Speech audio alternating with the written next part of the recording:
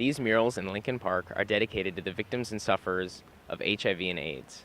As many as 30,000 people in Los Angeles are living with the disease, though many of these cases go undiagnosed. One medical research group is looking to change the disease as we know it with a new vaccine.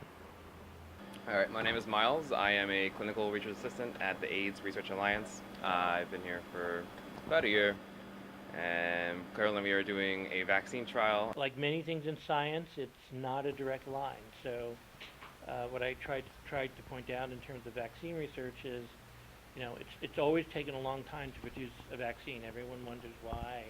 Why the hell don't we have a vaccine for HIV? But many vaccines took 30 years, 40 years, 50 years to be developed. If we have to go through to the end of the study, I would not expect a result until probably the fall or winter of 2015. If you're on the outside looking in, you might say that, boy, is this taking a long time. But the mission is a long mission. Research is not done, and results don't come overnight. It's an ongoing process of discovery, and most of the times you figure out that something didn't work, and then that in itself helps you advance the next research goal. If you approach this not as a moral issue, but as a purely scientific issue, you wouldn't jump to the moral issue that suddenly people are going to start.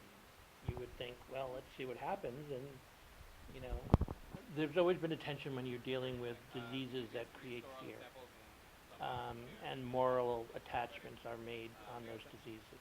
And every time we see them, we do risk reduction counseling, and they can walk in and get an HIV test at any time, and we can talk to them. Because you'd be surprised how much, most of the transmission is just people that just don't know they're actually infected to begin with. So we have, when we have our screening visits, there's times where the HIV test comes back positive and they have absolutely no clue they were positive.